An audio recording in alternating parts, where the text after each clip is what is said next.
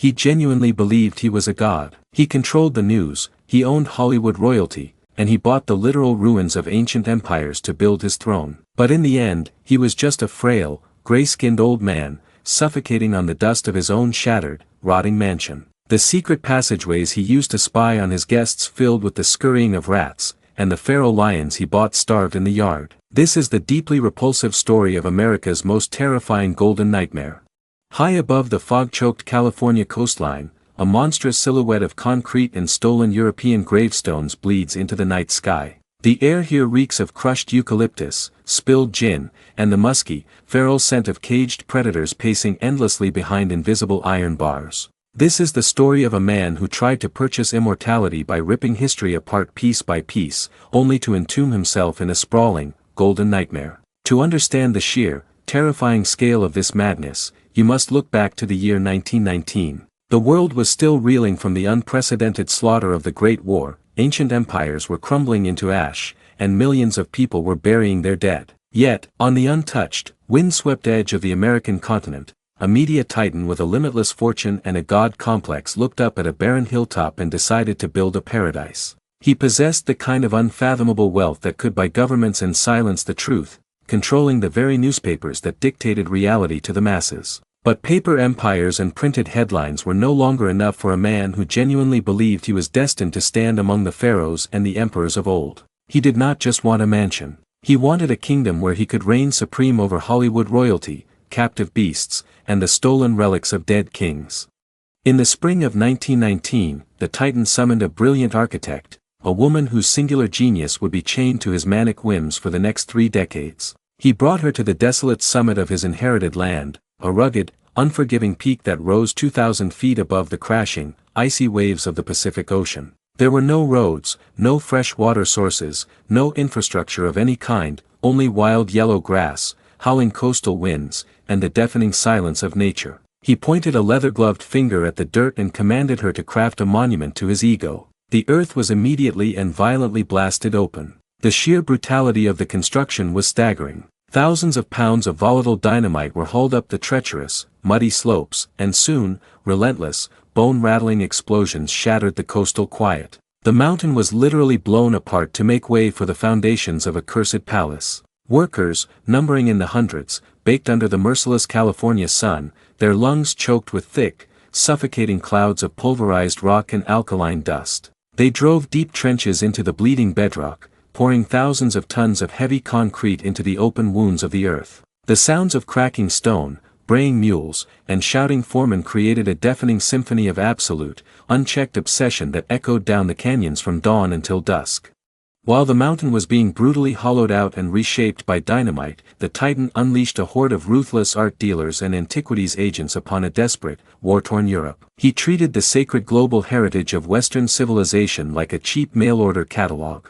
Across the Atlantic, ancient aristocratic families were starving, and centuries-old religious institutions were entirely bankrupt. The Titan's agents swooped in like well-dressed vultures, armed with bottomless checkbooks and an utter, chilling disregard for cultural sanctity. They did not merely buy oil paintings or small marble statues. They bought entire rooms. They ripped intricately carved wooden choir stalls from quiet Spanish monasteries where monks had prayed in silence for over 500 years. They tore gilded, vaulted ceilings from crumbling Italian castles, snapping the ancient support beams and stripping the gold leaf from the plaster. They purchased massive stone fireplaces that had once warmed French kings, dismantling them cold block by heavy block. Every sacred, historical artifact they could find was violently uprooted, packed tightly into wooden crates stuffed with damp straw, and loaded onto massive cargo ships bound for the western coast of the United States. The sheer volume of stolen history arriving at the California ports was incomprehensible. Train car after train car groaned under the massive weight of Roman sarcophagi, Egyptian statues, and medieval tapestries woven with the blood and sweat of forgotten artisans. The Titan hoarded so many relics that enormous, cavernous warehouses in the city were soon packed to the ceiling with rotting antiquities he would never even bother to unbox. The air inside these dark, heavily guarded storage facilities smelled heavily of damp wood, ancient dust, decaying velvet, and the sweet, sickly scent of dead centuries. But the most spectacular and terrifying pieces were dragged directly up the dusty, winding dirt road to the bleeding hilltop. Teams of exhausted horses and primitive, backfiring truck struggled up the steep incline, hauling priceless, irreplaceable artifacts through the mud and the thick ocean fog. The architect was forced to perform a grotesque, endless architectural surgery, stitching these stolen fragments of history into the raw, wet concrete of the rising walls.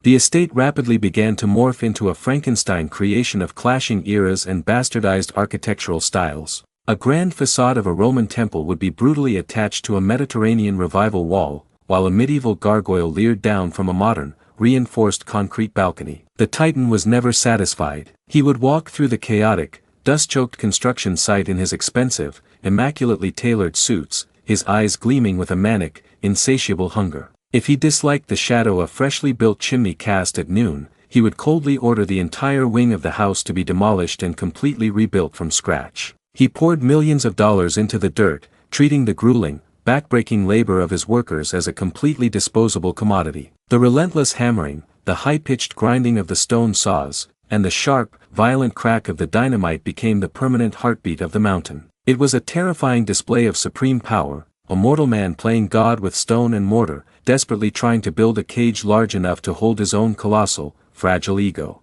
As the first massive, cathedral-like towers began to pierce the fog, an eerie, oppressive atmosphere settled over the sprawling estate. The house was not just a building, it felt like a parasitic entity slowly waking up, feeding on the endless streams of money and the stolen souls of the ancient artifacts permanently embedded in its walls. The smell of wet cement mixed with the sharp scent of the ocean salt and the metallic tang of fresh blood from the inevitable construction accidents. The Titan stood on his newly laid terraces, looking out over the vast, glittering expanse of the ocean, completely unaware that the magnificent palace he was violently forcing into existence would eventually consume his life, his sanity, and his fortune. The deep foundations were irrevocably set, the stolen European gravestones were mortared perfectly into the garden walkways, and the stage was immaculately prepared for the darkest, most decadent chapter of his golden nightmare to unfold. The mountain had been conquered, the relics of the dead had been claimed, but the true, suffocating madness of the hilltop was only just beginning. As the 1920s dawned and the roaring decade began to consume the world, the construction of this monstrous estate escalated into a grotesque act of global cannibalism. The media baron, entirely unsatisfied with merely moving dirt and pouring concrete, unleashed a highly organized army of ruthless appraisers, corrupt art dealers, and aggressive buyers across the bleeding remnants of a war-torn Europe. These agents operated like a swarm of wealthy locusts, descending upon economically devastated countries where desperate aristocrats and starving clergy were willing to trade their ancestral souls for basic survival. They scoured the damp, shadowed valleys of Spain, Italy, and France, completely stripping ancient estates of their dignity. Picture the horrifying scene inside a quiet, isolated monastery that had stood unbothered for 600 years. The sacred silence is suddenly violently shattered by the screech of metal crowbars prying intricately carved wooden choir stalls directly out of the stone floors. The agents did not care about the spiritual weight of these objects, they cared only about the dimensions and the shipping costs. They tore magnificent, gilded ceilings right out of crumbling European castles, casually snapping centuries-old support beams and packing the splintered, gold-flecked remains into massive wooden crates. The air in these desecrated holy places grew thick with the choking dust of disturbed tombs and the bitter scent of greed. Centuries of sacred history, the physical manifestations of generations of faith, artistry, and blood, were callously nailed shut inside pine boxes and loaded onto the damp, rusted decks of cargo ships bound for the American coast. The media baron treated the entire cultural heritage of the Western world like a disposable mail-order catalog, flipping through photographs of priceless artifacts and purchasing them with the casual flick of a fountain pen. His appetite was a bottomless, terrifying void. He hoarded so many marble statues, woven tapestries, and heavy stone sarcophagi that the incoming shipments quickly overwhelmed the construction site. To contain the overflow of his manic spending, he purchased enormous, cavernous warehouses in the coastal cities below, filling them to the absolute brim with rotting antiquities he would never even bother to unbox. Inside these dark, heavily guarded storage facilities, the air hung heavy and stagnant, reeking of damp straw, decaying velvet, and the sweet, suffocating odor of trapped history. Thousands of crates sat entirely untouched in the pitch black for decades, their iron nails slowly rusting in the salty ocean air. There were priceless Roman mosaics crumbling into dust and medieval armor sets tarnishing in the dark, all hoarded by a man who simply wanted to own them so that no one else could. This was not the collection of a passionate art lover, it was the psychological sickness of a megalomaniac trying to aggressively purchase his own immortality by burying himself in the stolen treasures of dead kings. Up on the fog-choked mountain, the crates that did manage to arrive were violently ripped open, their contents spilled out onto the muddy earth to be integrated into the rising walls. The estate rapidly morphed into a terrifying Frankenstein creation of clashing eras and bastardized architectural styles. The brilliant architect, trapped in a gilded cage of her employer's endless wealth and shifting moods, was forced to perform a grotesque architectural surgery day after day. She had to figure out how to brutally stitch a massive, delicate Roman temple facade directly onto the thick, unyielding walls of a modern Mediterranean revival structure. The visual result was a dizzying, hallucinatory nightmare of historical appropriation. A visitor might walk through a heavily fortified Gothic doorway, step onto ancient Roman mosaic tiles, and look up to see a Moorish ceiling, all within the span of 10 feet. The mortar used to bind these stolen pieces together was mixed with the sweat and blood of an army of laborers who toiled under the blazing California sun for decades. The heat on the barren hilltop was often merciless, baking the exposed concrete and turning the sprawling construction site into a blinding, white-hot oven. The smell of burning tar, wet plaster, and the sharp, acrid stench of engine grease from the heavy machinery permeated every inch of the mountain. Yet, the most maddening aspect of this endless endeavor was not the grueling physical labor, but the terrifying, unpredictable perfectionism of the master himself. He possessed no formal training in architecture, but his supreme arrogance convinced him that his vision was absolute. Workers would spend 6 grueling months meticulously constructing a soaring, magnificent wing of the house, laying every brick with agonizing precision. Then, the media baron would arrive for a weekend inspection, impeccably dressed, his cold eyes scanning the new addition. If he suddenly decided that the shadow cast by a newly erected chimney fell upon the courtyard at an unpleasing angle at exactly noon, he would raise his hand and casually order the entire structure to be demolished. There was no argument, no hesitation, and no concern for the millions of dollars or the thousands of man-hours instantly vaporized by his decree. The workers would literally pick up their sledgehammers the very next morning and begin violently smashing the beautiful, completed walls back into worthless rubble. The agonizing sound of tearing plaster and shattering brick became a regular, sickening rhythm on the estate.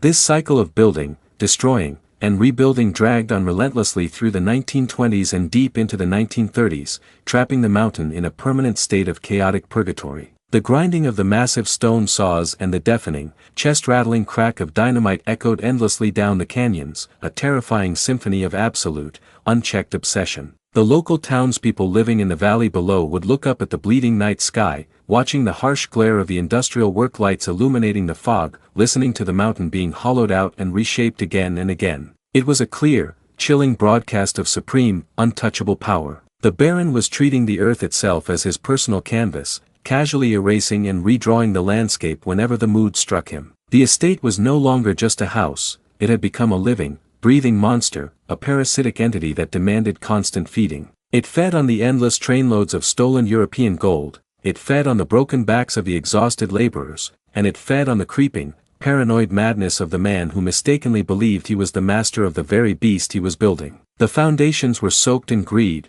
the walls were fortified with stolen history, and as the Roaring Twenties reached their manic peak, the true, hedonistic horrors of the hilltop were finally ready to be unleashed. As the Roaring 1920s consumed the nation in a frantic, glittering frenzy of jazz and illicit liquor, the hilltop fortress completely severed itself from the mortal world below, devolving into a surreal, hedonistic playground entirely isolated from reality. The media tycoon, having successfully conquered the very mountain itself, decided that ruling over mere men and stolen architecture was no longer sufficient to satisfy his gargantuan ego, he needed to dominate nature. A sprawling, nightmarish private zoo was violently erected around the glittering, gold-tiled pools and the manicured, imported gardens. He spent millions dragging the world's most exotic and dangerous creatures across the oceans, trapping them in a gilded purgatory high above the crashing Pacific. The cruelty of this endeavor was staggering, most visibly embodied by the massive polar bears ripped from the freezing Arctic and forced into concrete enclosures under the merciless, scorching California sun. They panted miserably in the 90-degree heat, their thick, majestic white coats matted with sweat, dirt, and despair, pacing relentlessly back and forth until their massive paws bled against the abrasive stone. Just beyond the delicate rose gardens, the terrifying, guttural roars of caged lions and black panthers echoed through the humid night air, a sound that vibrated deeply through the stolen Roman mosaic pathways and chilled the blood of anyone standing nearby. The air across the estate grew thick and heavy, reeking of crushed eucalyptus leaves, spilled bootleg gin, raw rotting meat, and the sharp, musky, feral scent of apex predators marking their unnatural territory. Guests who survived the treacherous, winding drive up the mountain navigated a deeply unsettling and terrifying landscape where exotic beasts like zebras, kangaroos, and ostriches roamed completely freely across the sprawling green lawns. Women in delicate silk flapper dresses and men in expensive tuxedos were forced to step cautiously around massive, horned herbivores, their savage, unpredictable presence serving as a deliberate, psychological flex of their host's unfathomable, godlike power. The message was clear to every frightened Hollywood starlet and desperate politician who stepped out of their chauffeured vehicle: you have left the civilized world behind, and you now belong entirely to him. Inside the cavernous, dimly lit dining halls, the oppressive atmosphere of the estate morphed from physical danger into a suffocating, psychological terror. The massive room, crowned with a heavy, intricately carved wooden ceiling ripped from an ancient Spanish cathedral, felt less like a place of celebration and more like a beautifully decorated medieval torture chamber. The air hung impossibly thick with a nauseating sensory overload, blending the heavy, greasy scent of roasting meats and rich gravies with the sharp, cloying stench of expensive French perfumes and a palpable, unspoken paranoia that choked every guest at the table. The tycoon ruled his endless, heavy oak dinner table like a sadistic tyrant, orchestrating the evening with a terrifying, iron-fisted control. Despite the bottomless wealth surrounding them, the guests were subjected to bizarre, rigid schedules and humiliating rules that stripped them of their dignity. He forced the most famous faces of the silver screen and the most powerful lawmakers in the country to adhere to a strict, agonizingly precise itinerary, monitoring their every single move with cold, unblinking eyes.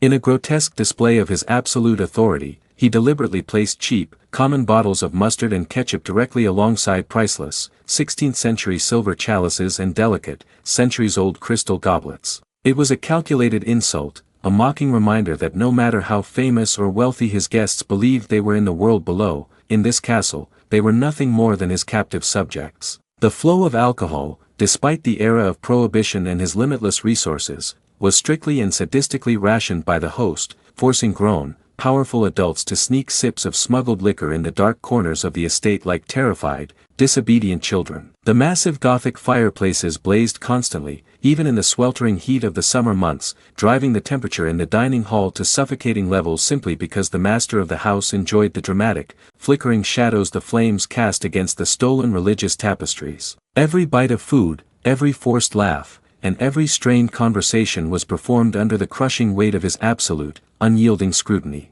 Yet, the most deeply sinister and terrifying feature of the hilltop fortress was not the miserable beasts in the yard or the psychological warfare at the dinner table, but the architectural deceit built directly into the very bones of the palace. The tycoon's paranoia and his insatiable hunger for control infected the blueprints of the estate itself. Hidden doors, completely invisible to the naked eye, were seamlessly and expertly built into the dark, antique wood paneling that lined the grand hallways and the opulent gathering rooms. These stolen, sacred wooden walls, which had once absorbed the quiet prayers of European monks, were now weaponized to serve the voyeuristic obsessions of a megalomaniac. The master of the house possessed the chilling ability to vanish seamlessly into the walls at a moment's notice, slipping away from the crowded, noisy parties without a single guest realizing he was gone. Behind the glittering facade of the sprawling mansion lay a dark, narrow, and suffocating network of secret passages, choked with ancient dust and the smell of dry rot. He would stand perfectly still in the pitch-black darkness of these claustrophobic corridors, pressing his ear tightly against the cold stone and the thin wooden panels.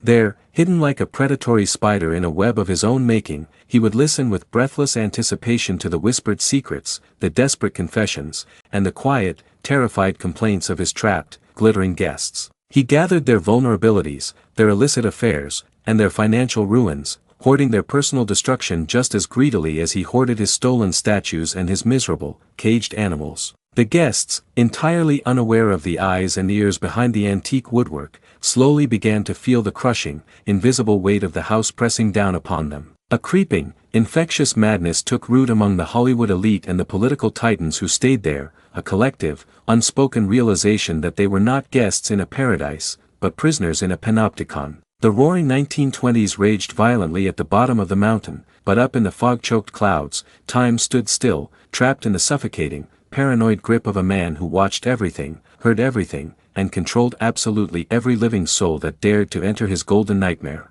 The terrifying financial collapse of 1929 plunged the entire globe into an abyss of starvation, desperation, and suffocating poverty, yet the madness on the fog-choked hilltop only accelerated into a fever pitch of grotesque indulgence. While millions of broken families fought viciously for stale bread in the soot-stained streets of the cities below, the megalomaniac entirely ignored the suffering of the mortal world, retreating further into his impenetrable fortress in the clouds. He insulated himself with an obscene display of unfathomable wealth, pouring unimaginable fortunes into the jagged California dirt as the national economy burned to the ground. The jarring contrast between the starving masses and the glittering estate became a sickening, physical reality. The tycoon decided that his paradise required a monument to water and light, commanding his captive architect to design a massive outdoor swimming pool that would rival the ancient baths of Roman emperors. He demanded thousands upon thousands of glittering glass tiles, each one painstakingly infused with pure, 22-karat gold leaf, to line the massive basin. The blinding, iridescent reflection of the California sun bouncing off the sunken gold created a blinding aura around the estate, a shimmering beacon of absolute excess that could be seen by the destitute farmers toiling in the arid valleys miles below. The water itself was heated by colossal, hidden subterranean furnaces that burned through massive piles of expensive coal, sending thick plumes of black smoke into the pristine coastal sky, simply so the master and his guests could swim comfortably in the dead of winter. It was a staggering, deeply cynical flex of power, a man burning mountains of cash to warm his bathwater while the nation froze. The workers who built this golden monument were entirely trapped, with no jobs left in the ruined country below. They were forced to endure the grueling, backbreaking labor on the mountain, swallowing their pride and their physical agony just to feed their families. They hauled heavy marble blocks and mixed toxic, lye-filled cement under the scorching sun, their cracked, bleeding hands building a hedonistic playground for a man who viewed them as completely disposable tools. Within the labyrinthine, shadowy halls of the castle, a different kind of scandalous spectacle was being aggressively forced upon polite society. The tycoon, legally married to a woman who remained exiled on the opposite side of the continent, brazenly paraded his much younger, blonde mistress through the cavernous, stolen rooms. She was a moving, breathing doll of Hollywood glamour, draped in dripping diamonds and heavy silk, her high, echoing laughter cutting through the solemn, oppressive silence of the antique stone corridors. He demanded absolute fealty from his terrified, glittering guests, forcing powerful politicians, conservative newspaper publishers, and elite socialites to bow their heads and publicly validate this highly illicit affair. The psychological humiliation of his guests was absolute. They were entirely dependent on his media empire for their careers and reputations, so they choked down their moral outrage and smiled politely at the mistress under the crushing weight of ceilings stolen from sacred Spanish cathedrals. The visual dissonance was deeply repulsive. Beneath the intricately carved wooden faces of weeping saints and the faded, painted eyes of medieval martyrs, the tycoon flaunted his adulterous empire, desecrating the stolen holy relics with the cheap, suffocating scent of spilled champagne and heavy theatrical perfume. The sacred and the profane were violently smashed together in every shadowed corner of the estate. The mistress held court in massive, velvet-draped rooms filled with looted religious tapestries, serving illegal gin from priceless silver chalices that had once held the communion wine of forgotten European monks. The estate became a theater of the absurd, a gilded cage where the most powerful figures in America were reduced to performing seals, forced to applaud the master's sins simply to secure their own survival in a rapidly collapsing world. The scent of her expensive floral perfume masked the creeping smell of dry rot that had already begun to infect the ancient wooden panels, a fragrant, intoxicating lie covering a rapidly decaying truth.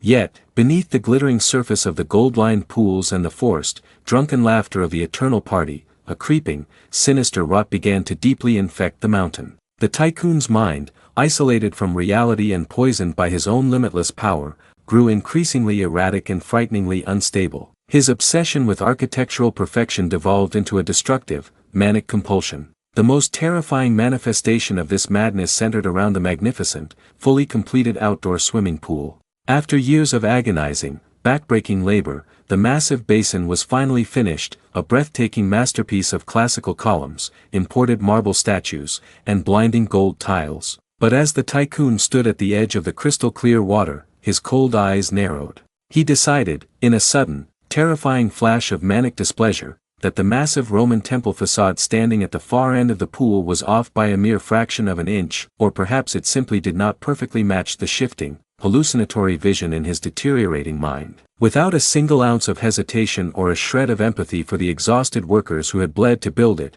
he raised his hand and coldly ordered the entire, magnificent structure to be smashed to dust. The command sent a paralyzing shockwave of despair through the labor camp. The very next morning, the sickening, visceral sound of heavy iron sledgehammers shattering pure marble and shattering gold-infused glass echoed violently down the canyons. The endless, deafening hammering, the high-pitched screech of metal saws, and the violent tearing of wet plaster became the permanent, terrifying heartbeat of the estate. The workers were forced to violently destroy their own beautiful creation, grinding the imported statues into worthless white powder and ripping the expensive plumbing out of the bleeding earth. Shards of pure gold glass mixed with the thick, brown mud of the construction site, glittering like broken teeth in the dirt. This relentless cycle of building and annihilating became a grim, inescapable reality, a relentless reminder that the house was no longer merely a building, but a living, ravenous parasitic entity. It was actively draining the life, the sanity, and the immense wealth of the man who foolishly thought he controlled it. The sprawling, disjointed mansion demanded a constant, bloody sacrifice of crushed stone, shattered glass, and burned money to satisfy its ever-expanding, chaotic footprint. The damp, salty ocean fog crept into the exposed, half-demolished walls, rusting the iron reinforcements and coating the stolen antiquities in a thin, suffocating layer of coastal mold. The tycoon wandered through the chaotic, dust-choked construction zones in the dead of night, his breathing shallow, his lungs filling with the pulverized dust of his own shattered dreams. His eyes were wide with an insatiable, terrifying hunger that no amount of stolen history or shattered marble could ever satisfy. The golden nightmare was slowly eating him alive, brick by stolen brick, as the 1930s marched relentlessly toward his inevitable, catastrophic ruin. The reckoning arrived with brutal, unforgiving speed in the late 1930s, striking the fog-choked mountain not with the violent crack of dynamite, but with a terrifying, suffocating silence. For decades, the tycoon had believed himself completely untouchable, a mortal god floating high above the economic devastation of the Great Depression, but the staggering, insurmountable mountain of debt he had recklessly accumulated finally collapsed his sprawling media empire. The bottomless well of cash, which had fueled the relentless destruction and creation of his golden nightmare, violently ran dry. The impact on the cursed estate was instantaneous and deeply eerie. One morning, the deafening roar of the heavy stone saws, the rhythmic thud of the sledgehammers, and the shouts of the exhausted foreman simply stopped, never to resume. The sudden absence of noise was not peaceful, it was the chilling, heavy silence of a graveyard. Thousands of exhausted workers dropped their tools right where they stood, abandoning the site in a mass exodus and leaving massive, half-finished brick walls exposed to the harsh coastal winds like the rotting, stripped bones of a colossal prehistoric beast. Scaffolding made of heavy timber was left to slowly splinter and rot in the damp, salty ocean fog, while rusted wheelbarrows filled with hardened, useless concrete sat abandoned on the overgrown lawns. The sprawling construction site, once a terrifying symbol of his unchecked, manic power, instantly transformed into a decaying, apocalyptic wasteland. The endless, intoxicating flow of smuggled champagne and expensive liquor abruptly ceased, and the terrified, parasitic Hollywood elite immediately abandoned the sinking ship. The glittering starlets, the desperate politicians, and the sycophantic hangers-on who had eagerly consumed his wealth and flattered his monstrous ego vanished into the mist, refusing to associate with a ruined man. The winding dirt road that had once been choked with luxury automobiles bringing the world's most famous faces to his door was now entirely empty, slowly being reclaimed by the creeping coastal weeds. The once mighty emperor of the hilltop suddenly found himself wandering through freezing, echoing halls completely and utterly alone. The cavernous dining room, which had once suffocated guests with the smell of roasting meats and expensive French perfumes, now sat devastatingly empty, the massive Gothic fireplaces cold and dark. The heavy oak chairs, once filled with the glittering royalty of the silver screen,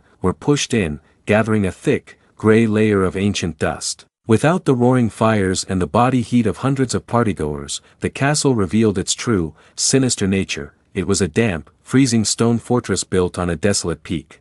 The chill of the Pacific Ocean seeped directly through the stolen Roman mosaics and the massive, unsealed window frames, dropping the temperature inside the labyrinthine corridors to a bone-aching, paralyzing cold. The tycoon wrapped himself in heavy, moth-eaten coats, his shuffling footsteps echoing mockingly off the vaulted, gilded ceilings he had violently ripped from Spanish cathedrals. But the true humiliation, the ultimate, agonizing torture for a man consumed by greed and absolute control, arrived in the form of the debt collectors. These men in cheap, gray suits circled the bleeding mountain like starving vultures, armed with ruthless legal documents that entirely stripped the master of his authority. They brazenly invaded his sacred, isolated sanctuary, their hard leather shoes clicking disrespectfully across his priceless antique floors, their eyes scanning his life's work with cold, calculating indifference. They smoked cheap cigars in his sacred rooms, flicking their foul-smelling ashes directly onto centuries-old Persian rugs that had cost more than their own lives were worth. The megalomaniac was violently forced to liquidate his hoarded, stolen treasures to appease the ravenous banks. The massive, dark warehouses in the city below, bursting with thousands of unopened crates of rotting antiquities, were ruthlessly emptied, their contents dragged out into the harsh daylight for the first time in decades. On the mountain itself, the auctioneers tagged his most prized possessions with cheap, bright paper numbers, treating his sacred, carefully curated history like a desperate, pathetic yard sale. He was forced to watch in agonizing, impotent silence from the shadows as his stolen medieval tapestries, intricate silver chalices, and heavy marble sarcophagi were auctioned off at humiliating, rock-bottom prices. The very artifacts he had cannibalized from a war-torn Europe to build his immortal legacy were now being casually boxed up in cheap cardboard and hauled away by strangers who did not care about their provenance. The sprawling, disjointed estate rapidly transformed from a hedonistic pleasure palace into a suffocating, gilded mausoleum. The architectural amputations left gaping, ugly wounds in the lavish decor, faded rectangular shadows stained the antique silk wallpaper where priceless Renaissance oil paintings had once hung, and empty stone pedestals stood like forgotten gravestones in the overgrown, weed-choked gardens. As his stolen empire was physically dismantled piece by piece, a creeping, fatal rot began to aggressively consume the tycoon's own failing body. The psychological shock of losing his limitless wealth and his captive, adoring audience shattered his already fragile, manic mind, and his physical health rapidly deteriorated in tandem with the decaying house. He grew gaunt and pale, his skin taking on the grayish, translucent hue of the ancient marble statues he had once hoarded so obsessively. His lungs, weak and rattling, struggled desperately to pull breathable air in the cold, cavernous rooms that now smelled heavily of dry rot, ancient dust, and decaying, sweat-stained velvet. The invisible doors and secret passageways he had once used to spy on his guests were now completely useless, filled only with the scurrying of rats and the suffocating stench of abandonment. He would stand at the edge of his massive, empty outdoor pools, the pure gold tiles now covered in a slick, dark layer of stagnant green algae and rotting dead leaves, staring blankly into the murky, foul-smelling water. The exotic beasts in his private zoo, no longer fed premium cuts of meat by an army of handlers, howled and shrieked with a terrifying, primal hunger that echoed through the dark, empty halls of the mansion every single night. Their desperate cries were the only sounds left on the mountain, a horrifying soundtrack to his spectacular downfall. The house, entirely devoid of life, warmth, and laughter, felt as though it were actively closing in on him, the heavy, stolen ceilings pressing down with the crushing, inescapable weight of his colossal failures. He had poured millions of dollars and decades of his life into the dirt to build a monument to his own godhood, only to find himself trapped inside a freezing, rotting cage, slowly suffocating on the dust of his own shattered, golden nightmare. In the bleak, suffocating winter of 1947, the ultimate, humiliating defeat of the mortal god was finally and irreversibly realized. The once terrifying media tyrant, a man who had casually bought and destroyed the sacred history of the world, was reduced to a fragile, trembling husk of a human being. His skin had taken on the translucent, sickly pallor of the ancient marble statues he hoarded, and his lungs rattled violently with every agonizing breath, struggling to pull oxygen from the freezing, dust-choked air of his unfinished palace. He could no longer walk the endless, echoing corridors of his own cursed kingdom. He was unceremoniously strapped to a medical stretcher by strangers in stark white uniforms, the sharp, sterile stench of rubbing alcohol completely masking the pervasive, heavy scent of dry rot and decaying velvet that clung to the walls. As the paramedics carried his broken body down the grand, sweeping staircases he had forced his exhausted laborers to rebuild a dozen times. The heavy, stolen Spanish ceiling seemed to press down on him,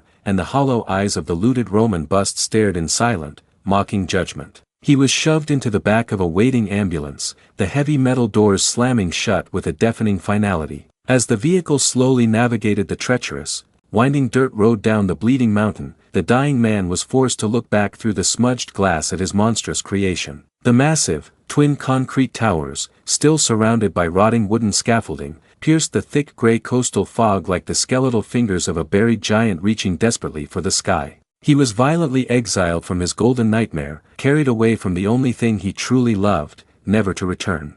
He died a few years later in a sterile, unfamiliar room far from the crashing waves of his coastal empire, a pathetic, gasping prisoner of his own colossal hubris. He could not take a single stolen tapestry, a single silver chalice, or a single gold coin with him into the dark void. In the wake of his death, the sprawling estate was left completely paralyzed, a massive, eerie monument to unchecked greed that absolutely nobody knew what to do with. The terrified heirs and the bankrupt corporation wanted nothing to do with the cursed, bleeding mountain, and the government hesitated to inherit such a catastrophic financial black hole. For years, the castle stood entirely abandoned, locked in a terrifying, frozen state of decay. The merciless coastal elements immediately began to aggressively reclaim the stolen European antiquities. The salty, corrosive Pacific winds howled through the unsealed window frames, violently stripping the delicate gold leaf from the vaulted ceilings and blinding the imported statues with thick layers of dark, creeping moss and acidic bird droppings. The massive outdoor pools, once filled with heated, crystal-clear water and surrounded by the forced, drunken laughter of the Hollywood elite, completely dried up. The thousands of pure gold tiles cracked and peeled away from the concrete, falling into the deep, empty basins like dead, glittering leaves, gathering in putrid, stagnant puddles of dark rainwater. The sprawling pleasure palace had officially transformed into a ghost town, a suffocating, gilded mausoleum echoing only with the lonely sound of the howling wind and the frantic scurrying of rats behind the antique, 16th-century wood paneling. Yet, the most terrifying and unpredictable legacy of his manic obsession did not lie within the cold, dead walls of the mansion. It was aggressively breeding in the wild, golden hills completely surrounding the decaying palace. When the bottomless well of money had violently dried up and the master was carried away, the massive, sprawling private zoo had been largely abandoned. While some of the more valuable apex predators were quietly sold off to circuses to settle debts, many of the exotic herbivores and strange, foreign beasts were simply left behind in their sprawling enclosures to fend for themselves. With no groundskeepers left to maintain the property or feed the miserable creatures, the harsh coastal weather began to aggressively devour the infrastructure. The heavy iron fences and thick wire meshes that had once safely contained the tycoon's living, breathing trophies began to heavily rust in the damp, salty ocean fog. Decades passed, the red rust ate through the metal, the heavy wooden support posts rotted into the wet earth, and eventually, the massive cages violently collapsed under their own weight. The screech of tearing metal echoed through the empty canyons, serving as the starting gun for a biological nightmare.